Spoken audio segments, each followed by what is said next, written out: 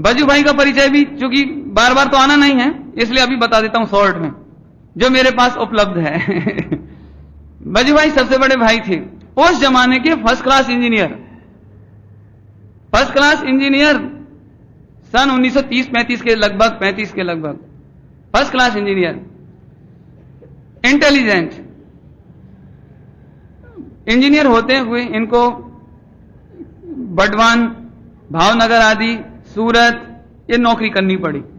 लेकिन इनकी इंटेलिजेंसी और इनका प्रभाव इतना रहा कि वहां के राजघरानों में इनका सम्मान रहा।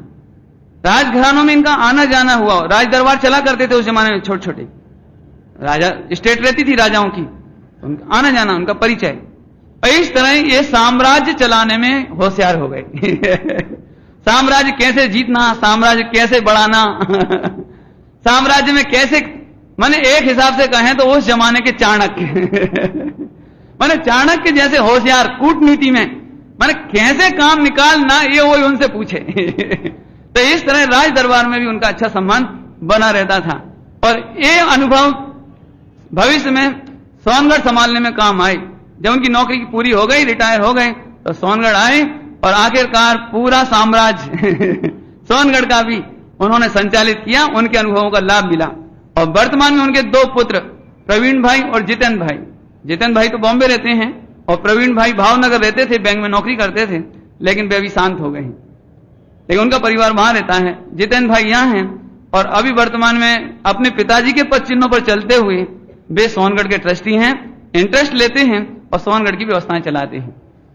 मैं खास तौर से इसलिए याद कर रहा हूं आज के दिन में इन सबको कि बीच में जो थोड़ी सी पाप के उदय की आंधी आई थी, वो ये जितेंद्र भाई, हिम्मत भाई, ब्रह्मचारी चंदू भाई, मुकुंद भाई खारा, इन सब के प्रयत्नों से और डॉक्टर साहब के मार्गदर्शन से, भावनाओं से और हम सबके पुण्य के उदय से जो थोड़ा सा भी यदि कुछ हुआ था तो उसे समाप्त करने के लिए ये जितेंद्र भाई, हिम्मत भाई, ब्रह्मचारी चंदू भाई, डॉक्टर हुकुमचंद जी भारिल, ये सब और भी हो सकते हैं, मुझे नाम नहीं मालूम हो, वहां के जो भी ट्रस्टीगण हो, मेरे को नाम ज्यादा नहीं मालूम है, लेकिन इन सबको हम आभार मानते हैं आज के दिन। मैं तो कहता हूं हम सबको ताली बजाकर स्वागत करना चाहिए।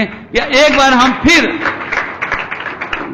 गुरुदेव श्री के एक जैसे शिष्य, प्रेम भाव का वातावरण बना और आज फिर हम लोगों में एक नया प्रेम उत्पन्न हुआ है।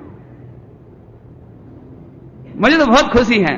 माने ऐसे नए नवयुवक यदि संभालें और हम सब प्रेम से मिलकर रहें तो हमारे गुरुदेव का नाम कभी भी कलंकित नहीं हो सकता। बहन श्री का पवित्र जीवन पर कोई उंगली नहीं उठा सकता, क्योंकि पूज्य गुरुदेव श्री ने इस भगवान आत्मा के द्वारा सारे जगत के जीवों को एक करने का मार्ग दिखाया था। लोग हम पर शंका करने लगे थे कि ऐसे कैसे गुरुदेव कि जिनके जाते से ही टुकड़े हुए, ग्रुपिंग हुई। लेकिन आज हमने इस बात का जवाब दे दिया है कि पाप के उदय में भरत चक्रवर्ती के, आदिनाथ भगवान के दो पुत्र भरत और बाहुबली में चक्र चल सकते हैं, लेकिन इसके बावजूद प्रेम कायम रह सकता है। आदिनाथ भगवान के समय में उनके ही घर का मारीची थोड़ा बहुत कर सकता है। ऐसे ही हमारे पाप के नियोग से कुछ हुआ होगा, लेकिन हम सबके मन पवित्र हैं, हम सब एक हैं, हम सबके पुराण पुरुष एक, आदर्श एक और दृष्टि का दृष्टि एक, ज्ञायक भगवान आत्मा एक। इसलिए मैं इन सब की प्रशंसा और स्मरण मैंने किया है। बाकी चर्चा समय आने पर और बताएंगे। इस तरह से 1999 में सबसे पहले इस समय सार जी, 1997 में, गलत बोल गया मैं, 1999 समय सार जी का गुजराती अनुवाद पंडित हिम्मत भाई जी ने 1997 में, संवत 1997 और सन के हिसाब से कहो तो 1941 में पूरा किया। अब आइए 1998, सन 1942, श्रावण बदी एकम, मंगलवार 28 जुलाई 1942, वीर शासन जयंती का दिन, जेठ बदी एकम, यानी श्रावण बदी, आपके यहां श्रावण बदी एकम हो जाती है ना। तो उस दिन भगवान की दिव्य ध्वनि खिलने का दिन था। उस दिन से दिव्य ध्वनि का सारभूत, गुरुदेव श्री बार बार कहते थे दिव्य ध्वनि का सार, ऐसे प्रवचन सार जी के मंगल प्रवचन प्रारंभ सोनगढ़ में पहली बार हुए।